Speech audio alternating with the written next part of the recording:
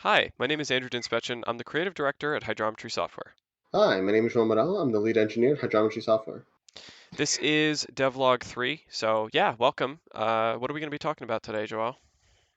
This time, we're going to be taking a broader look at the programmatic side of things. So, we're going to be talking about some of the features that we've implemented.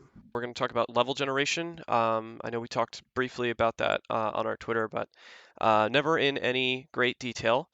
We're hmm gonna talk about the level generation. We're going to talk about Enemy it, AIs. yes, definitely. We definitely did some organizing with the project hierarchy that is important. Yeah, and I believe we are going to be introducing some new features pretty soon Oh, in yes. terms of design. Yeah, so that's going to be pretty cool. So let me hit play here, and I'm just going to go ahead and hit the generate button on the bottom left, and I'll kind of just explain a little bit about what's going on. And I know you worked a bit more. So you'll see there's nothing really here, but if I hit this generate button after about 3.5 seconds or so, according to the Unity profiler anyway, it will generate this entire asteroid field, and the way that this works is we use Perlin noise, which is kind of what Minecraft uses, although they use Perlin noise worms. We are using basically flat Perlin noise and layering it on top of itself multiple times to get out this kind of sphere area.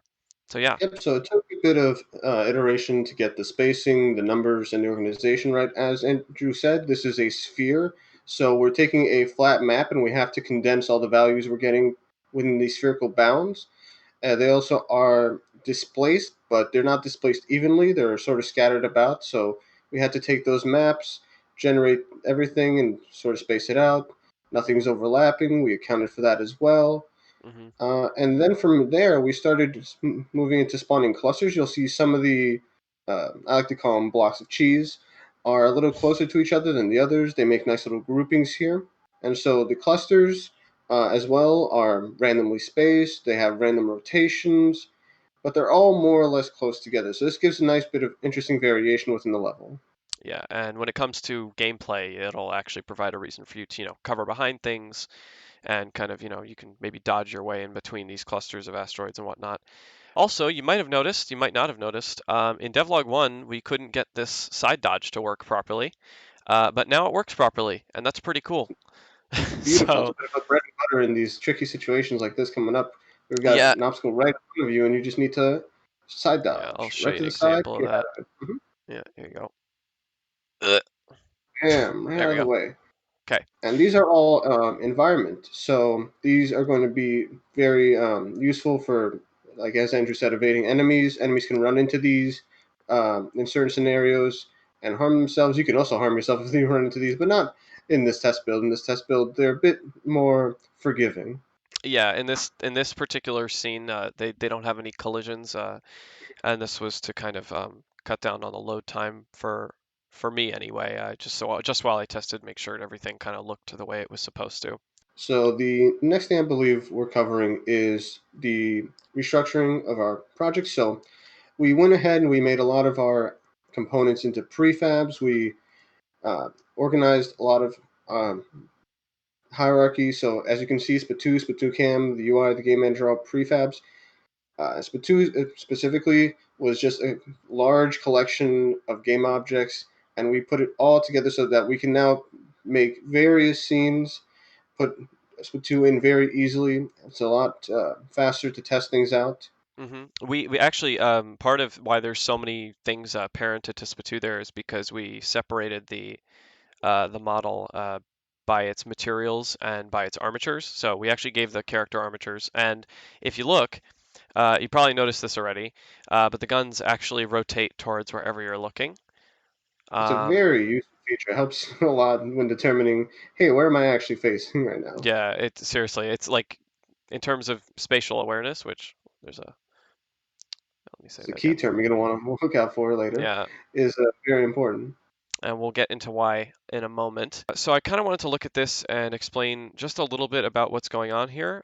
So here is the test AI that we're going to be using for the game. I just want to explain what this scene is. Essentially, all that's going on here is there's just a bunch of blocks, and then there's this destination over here that all of these enemies are trying to reach. And you can see that they eventually do reach it, some quicker than others. So this is the new enemy AI that we've been working on for essentially just to avoid obstacles that, as you saw in the previous scene, there are going to be a lot of asteroids in the scene, and there's also going to be other enemies in the scene that they have to avoid. And so we started really ramping up how we consider the enemy AI. Before, it was just that they move forward and they look towards a specific destination. But we started integrating raycasts in, and so initially, we just did a simple raycast, one from the enemy to the destination, one is straight ahead. And all we were doing was saying, okay, so in the world space axes, X, Y, and Z, which provides the shortest path for you to get around this obstacle. But that led to just a little bit of an issue. If you maybe want to talk about Oh yeah, something sure. similar. So, I just wanted to briefly mention that there was this basically this old problem with an AI that was meant to play Pong. It was supposed to be better than the best Pong player in the whole wide world. And the reason I bring it up is because when actually going up against one of the best Pong players in the world, or possibly the best Pong player in the world, there was a point at which it was going to lose. And instead of losing, the bot chose to do like the biggest brain play in the history of big brain plays and just pause the game entirely so that it could never lose. It was And honestly a genius strategy. yeah, and we ran into a similar situation with these little robots. Because you see, when you align the enemy along one of these axes and you point it at an obstacle, and you tell it, with this collider, please determine where you want to go. It decides, huh, that's interesting. The shortest distance seems to be going straight back, away from the obstacle.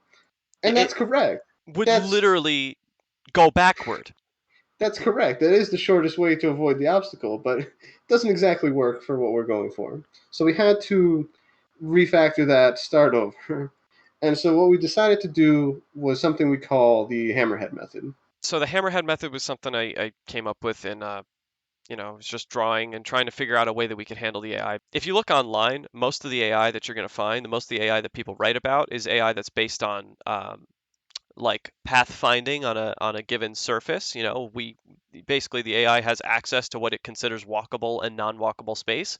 In fact, Unity has this built in, Mhm. but we are having trouble adapting this for what I would like to call a 3D AI system as opposed to a 2D AI system. And that 2D AI system is basically like, a Diablo where the enemies only really move along the ground. There's no actual reason for them to go up or down. They can detect things that are up or down, but at all times their feet are on the ground. Um, in This this doesn't work case, so well yeah. because we have enemies that are going to be moving around in three-dimensional space. And not only are they moving around in three-dimensional space, they can also be rotated along any axes. So we needed something that worked relative to their position rather than relative to the world positions. hmm And this is where the hammerhead method comes in. Right. So the hammerhead method was basically, and I'll show it actually. So we have this raycast that goes out in front of any one of these enemies, and I'm going to restart this so that you can kind of see without the extra clutter. I'm trying to isolate one of these guys. You can see that this enemy here, Donut 9, he has a raycast coming out in the front. And basically, what happens is when this raycast is to hit an obstacle, so we take the collision point at the end of this raycast, right? And wherever that point is, we measure the distance from that point to each edge. And based on those distances, we choose to turn a certain direction. So you'll Hmm. see that enemies here that have gone up will actually completely go, um, in a lot of cases, they will go completely up and over. This one Uh, over there is having a little bit of trouble. Yeah, they are It happens still from time to time. they're still babies. We're getting used to them. So as you can see, Yeah. this one has kind of turned upward slightly, and it's chosen that the best path for it to go is up because wherever this raycast hit was literally on the uppermost point of that block. And then there's the reason we call it hammerhead method is because it's kind of measuring the distances from the sides. And if you were to draw it out, it almost kind of looks like a hammerhead shark because you kind of have the head of the shark that goes in two directions. Except obviously in this case we're going in four directions, but you know, didn't think of And the that when I beauty drew of it. it is that it works no matter how the enemy is oriented because we're using the enemy's relative right, left, up, and down. So even if the enemy is turned upside down, it'll project those rays out rel- relative to its position, and it'll always know how far to each side it needs to go. Hmm. So it'll never be confused on which way is right, which way is left, because it's right and it's left. It's not relative to the world space. So once this AI is fully functional on a dummy level, then we'll probably begin to add, the more complex and specific behaviors for the enemy types. We've made our own finite state machine for this, where we can add, remove behaviors at will, things like start shooting, chase, flee, things like that. And they'll be able to kind of switch between different modes of, I guess, thinking, if you want to call it that. Yeah, so in particular, the fodder has some very interesting states where if they group up, one of them will become a commander, and the commander is going to determine how the group does its formation. And so they can choose just a regular formation, or they can choose to do something more unique, such as a snake like formation where they sort of zigzag about. But if they're just by themselves, the fodder will tend to panic and run away from Spatoo. They'll make a little funny sound. But The as for the now, we're snake still. thing. Oh, I just wanted to say real quick, the snake thing is based on Galaga, and I'm so proud of that. Anyway, continue.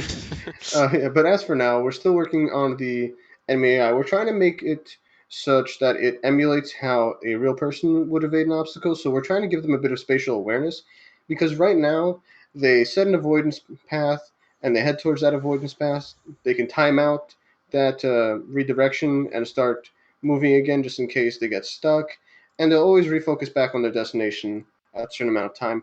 But if they come too close between certain obstacles, for example, they don't know that they have an obstacle to their right or to their left. And so we're going to give them a bit of a little bubble around themselves that's going to help them determine what they should do if they have something on their left. Because if they have something on their left, they shouldn't turn left. That would result in them colliding with it. So we're going to just give them a bit of an advantage here in Yeah, determining where they should well, move. I would say the lack of said spatial awareness is what causes things like this, where Yep. they'll clip things as they pass them, which can screw up their path, especially when they have a limited turn speed. Sometimes we've Yep. run into issues where there's a destination that they're trying to get to, like an avoidance destination, and they're avoiding this obstacle and they start spinning around that avoidance Yeah. destination because they've been screwed up by some object that they ran into by accident.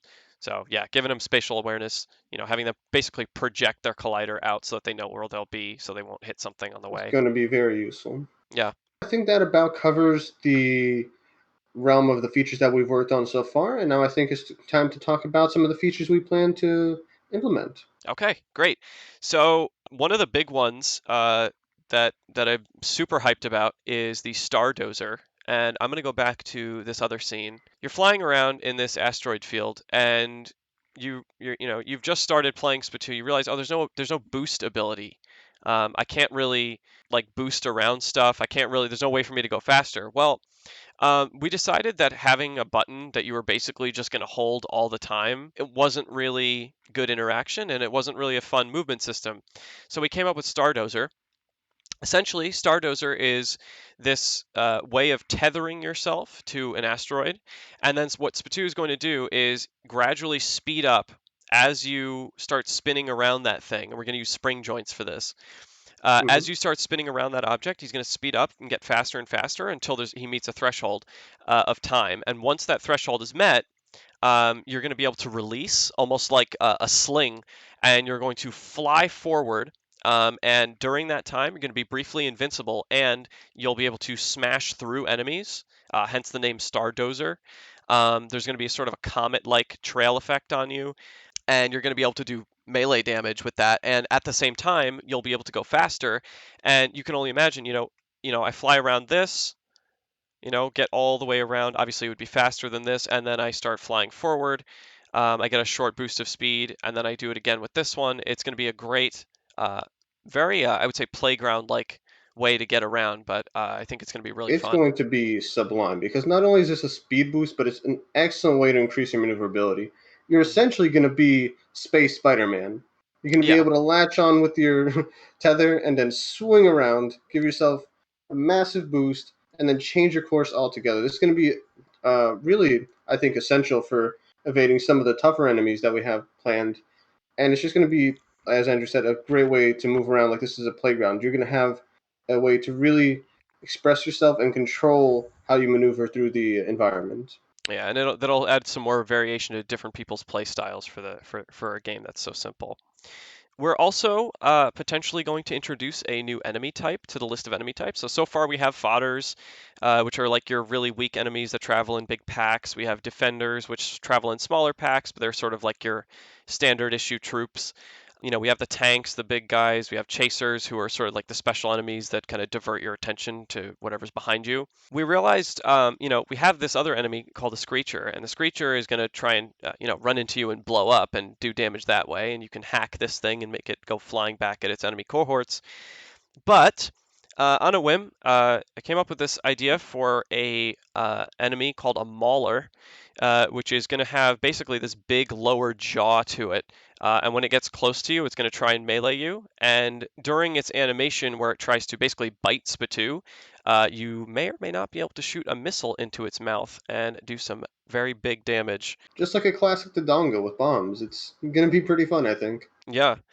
Okay, so I think that's going to cover everything that we have planned and everything that we've made progress on so far. So we'll most likely be doing another devlog next month at around the same time during the month. Thank you for tuning in and stay tuned for more progress. Yeah, thank you. Have a good one, guys.